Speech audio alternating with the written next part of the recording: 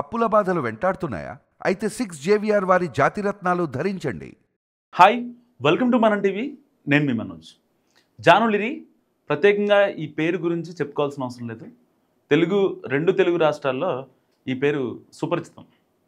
ఈ షోలు ఈటీవీ, మా టీవీ, జీ తెలుగు ఇలాంటి వాటిలో షోల్లో కానీ లేకపోతే ఒక డాన్సర్గా ఒక ఫోక్ ఇండస్ట్రీ పరంగా చాలామందికి వినిపించిన పేరు అనమాట.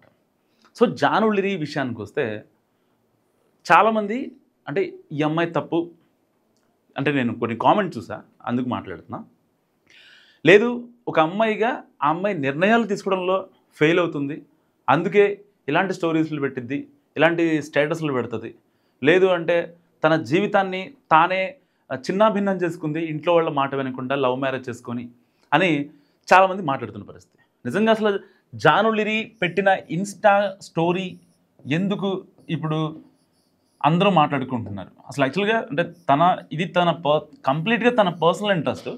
ఆ అమ్మాయి గురించి మనం మాట్లాడుకోవడం కరెక్ట్ కాదు. కానీ బట్ సోషల్ మీడియాలో వైరల్ అవుతున్న వాటికి, లేకపోతే ఎందుకు దిలీప్ దేవ్గన్ ఆయన నిన్ను ప్రేమించి తప్పు చేశానని చెప్పడం, వీటన్నిటి గురించి కొంచెం చిన్న అనాలిసిస్ చేసుకునే ప్రయత్నం చేద్దాం.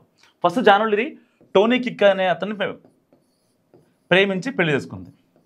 టోనీ కిక్ తెలుసు మీకు, అల్లహే అల్లా సాంగ్ ఒకటి బాగా వైరల్ అయింది కదా, దాంట్లో మనోడు హీరో. సో మనోడిని పెళ్లి చేసుకుంది, ప్రేమించి పెళ్లి చేసుకుంది. ఇంట్లో వాళ్ళు వద్దన్నా సరే. అంతకుముందే ఆ అమ్మాయి స్కూల్ ఏజ్లోనే డ్యాన్స్లు, కొంచెం ఈ ఎక్స్ట్రా కరికులర్ యాక్టివిటీస్ మీద చాలా మంచిగా ఫోకస్ చేసేది. సో దాని త్రూగానే ఆవిడకి మంచి పేరు వచ్చింది. ఇవాళ అంత ఐశ్వర్యమైనా లేకపోతే ఇంకోటైనా ఆ ఫేమ్ అయినా కేవలం ఆ డ్యాన్స్ వల్లే. సో ఒక స్టేజ్ డ్యాన్సర్గా ఇటు ఫోక్ ఇండస్ట్రీకి అడుగుపెట్టింది. ఆ ఫోక్ నుంచి ఇంకా షోలు అని చెప్పి డీలో వీటిల్లో మంచిగా పర్ఫామ్ చేసింది.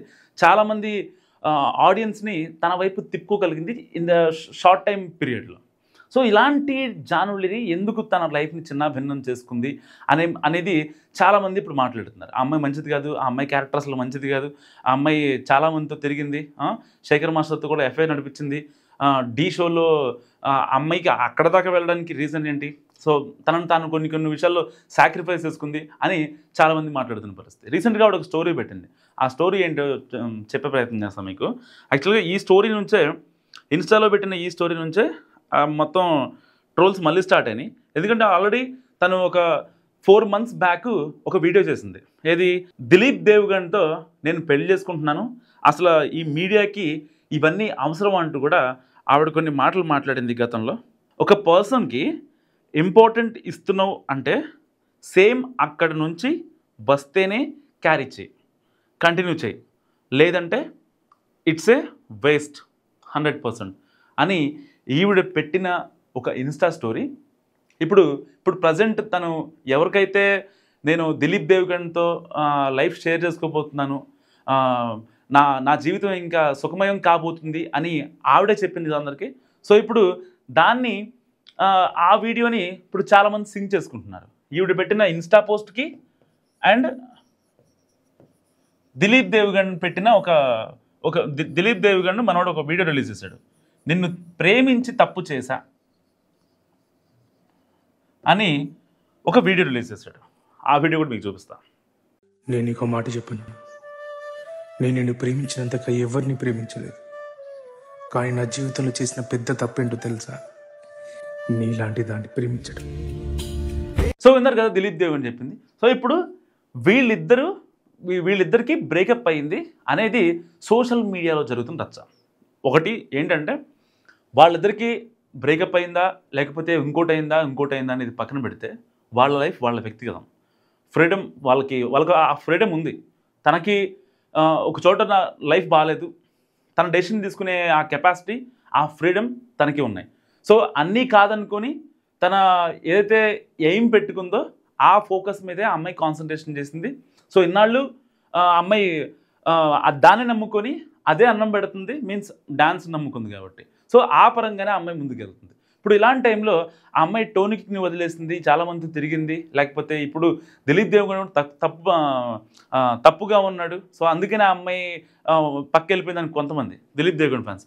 లేదు, ఆ అమ్మాయే చాలామంది దగ్గర కొన్ని వాటికి కాంప్రమైజ్ అయింది అనే ఉద్దేశంతోనే దిలీప్ దేవగన్కి తెలిసిన తర్వాత దిలీప్ దేవగన్ వదిలేశాడు అని చెప్పి అనేది కొంతమంది. సో ఏది ఏమైనప్పటికీ కూడా ఇక్కడ అసలు వాస్తవం ఏంటో కూడా ఎవరికి తెలియదు. ఫస్ట్ థింగ్, దిలీప్ దేవగన్ ఈ అమ్మాయి గురించి పెట్టాడా, లేకపోతే ఈ జానులిరి దిలీప్ దేవగన్ గురించి ఇన్స్టా పోస్ట్ పెట్టిందా అనేది కూడా ఎవరికి తెలియదు.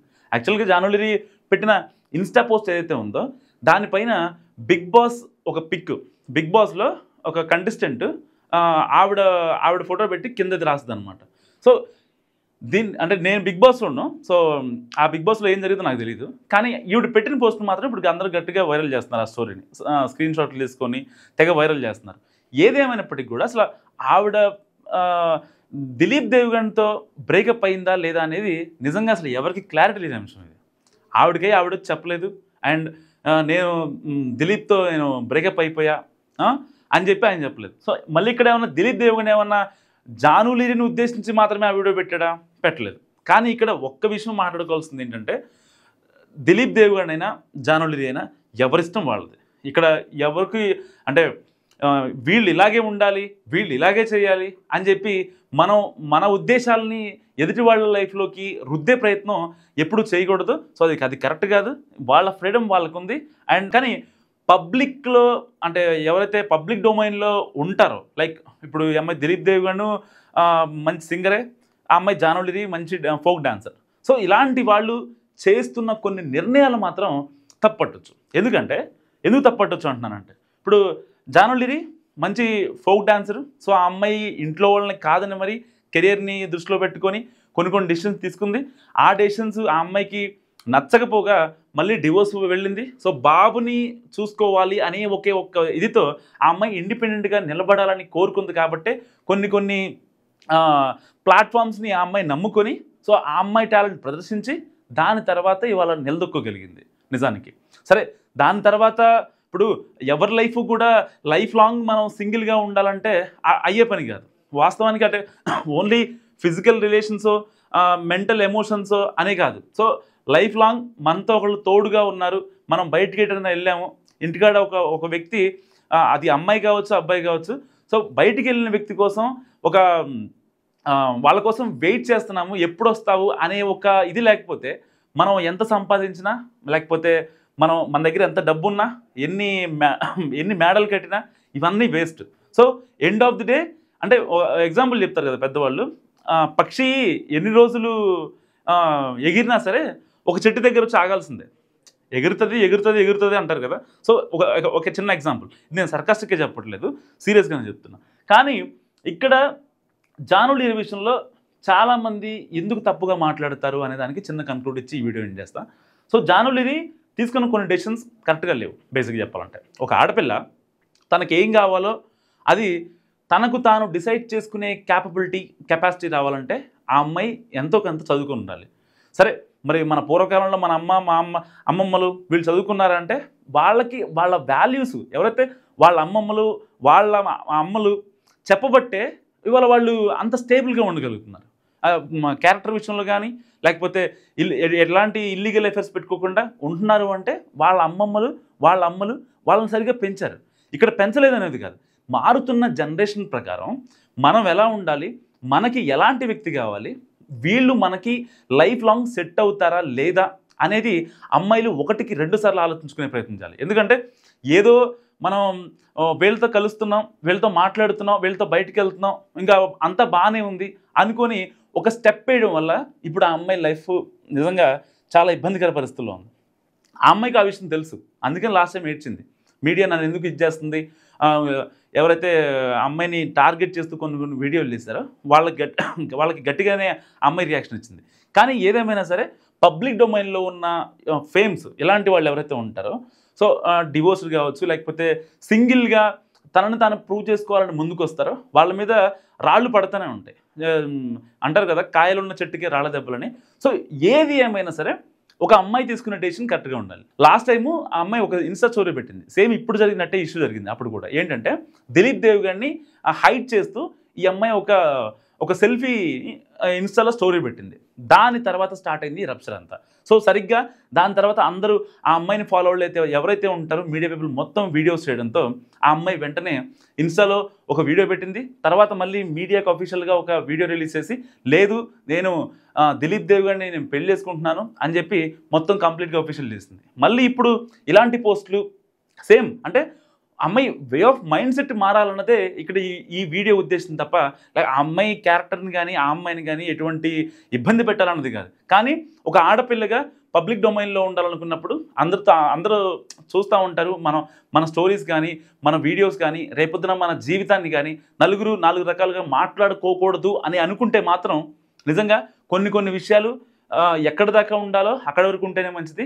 లేదంటే ఇలా బహిర్గతం అయ్యి రేపొద్దున మన పిల్లలు అంటే ఇప్పుడు ఆవిడకి ఆల్రెడీ జానులిరికి ఒక బాబు ఉన్నాడు కాబట్టి సో రేపొద్దున వాడికి మా అమ్మ ఇలాంటిదా మా అమ్మ గురించి ఇలా ఇంతమంది అన్నారా అంటే నిజంగా జానులిరి తల ఎక్కడ పెట్టుకోవాలో కూడా అర్థం కాని పరిస్థితి అనమాట. ఆ క్వశ్చన్ కనుక పిల్లల దగ్గర నుంచి వచ్చిందంటే సో ఏదేమైనప్పటికీ కూడా కొన్ని ఎమోషన్స్ని కంట్రోల్ చేసుకోగలిగితేనే మనం లైఫ్ లాంగ్ సర్వైవ్ అవ్వగలం. ఎందుకంటే కేవలం ఒక తోడు కావాలి లేకపోతే నాకు బయటకు వెళ్ళడానికి ఒక అబ్బాయి ఉండాలి ఇంటి పట్టున మమ్మల్ని నన్ను బాబుని చూసుకోవాలని అనే ఒక ఉద్దేశంతో మాత్రం ఆవిడ రిలేషన్లోకి వెళ్తే ఎప్పటికైనా ఇబ్బంది పడుతుంది. సో వాస్తవానికి ఈ విషయంలో మాత్రం జానులిరియా లేకపోతే దిలీప్ దేవ్ గారిని తప్ప అది కంప్లీట్ వాళ్ళ పర్సనల్ అది మనకు సంబంధం లేదు. కానీ ఇప్పుడు సోషల్ మీడియాలో ఎవరికి సింక్ చేస్తున్నారు ఆ అమ్మాయి పెట్టిన ఇన్స్టా స్టోరీకి దేవ్గణ్ అన్న మాటలకి నేను మోసపోయాను అన్న దానికి సింక్ చేస్తున్నారు. సో ఏది ఏమైనా సరే వాళ్ళిద్దరి గురించి జనాలకు అనవసరం. కానీ ఇక్కడ జానులిరి గురించి రేపొద్దున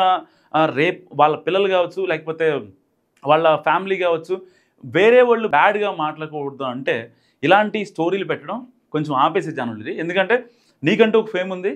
సో నిన్ను చూసి కొంతమంది ఫోక్ ఇండస్ట్రీలో ఎవరైతే ఉంటారో ఆ ప్రొడ్యూసర్లు కావచ్చు వాళ్ళందరూ నిన్ను నమ్మి నీ మీద లక్షలు పెట్టి ఇన్వెస్ట్ చేసి కొన్ని సాంగ్స్ బయట తీస్తున్నారు. సో వాటిని నువ్వు బతికించాలి అండ్ నిన్ను నువ్వు బతికించుకోవాలి. రేపొద్దున నీకు ఎవరూ లేకపోయినా సరే నీ ఫ్యామిలీ నువ్వు బతికించుకోవాలి అండ్ నీ పిల్లాడిని కూడా నువ్వు బతికించుకోవాలి. సో అంటే కొన్ని పిల్ల చేష్టలు కొంతవరకు బాగుంటాయి. అది అన్ని వేళలా సెట్ కావు.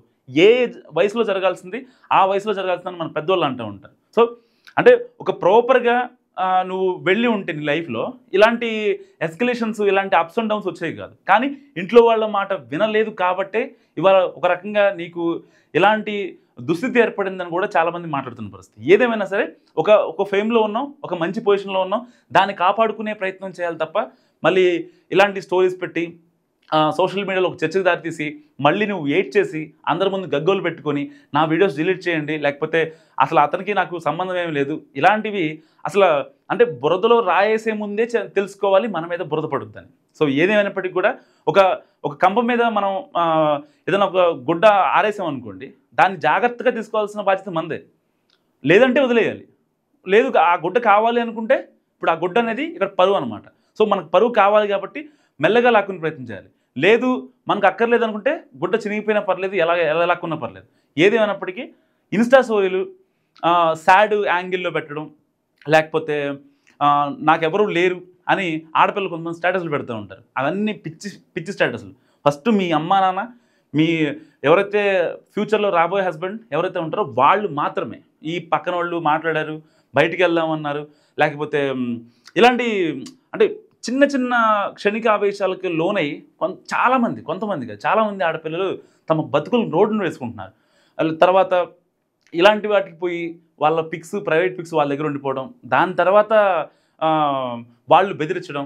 రీసెంట్గా క్షుధ అని చెప్పి ఒక ఆవిడ ఇన్ఫ్లుయెన్సర్ వాళ్ళ బాయ్ ఫ్రెండ్ ఎవరో 5 ఏళ్ల క్రితం ఒక బాయ్ ఫ్రెండ్ ఆవిడ గురించి ఏదైతే ప్రైవేట్ పిక్స్ ఉంటాయో వీడియోస్ అవన్నీ పబ్లిక్ చేస్తా అని చెప్పి బెదిరించాడు. ఆ అమ్మాయి పంజగుట్ట పిఎస్కి వచ్చి కేసు నమోదు చేసింది. సరే సినారియో ఇది కాకపోయినా ఏదైనా సరే అమ్మాయిలు ఒక వ్యక్తిని నమ్మాలంటే 1కి 100 సార్లు ఆలోచించి మాత్రమే డెసిషన్ తీసుకోవాలి. ఇలాంటి స్టేటస్లు పెట్టి స్టోరీలు పెట్టి వాళ్ళని ఎవరైతే చూసారో వాళ్ళు జాలిపడి వచ్చి ఉన్న రిలేషన్ ఏదైతే ఉందో ఆ రిలేషన్ ఎక్కువ కాలం నిలబడదు. సో జానులిరి ఇప్పటికైనా తెలుసుకోవాలి. సో నా వీడియో గురించి మీరేమనుకుంటున్నారో అండ్ పర్టికులర్గా జాను కెరీర్ గురించి మీరేమనుకుంటున్నారో మస్తుగా కామెంట్ చేయండి. చూస్తూనే ఉండండి మనం టీవీ.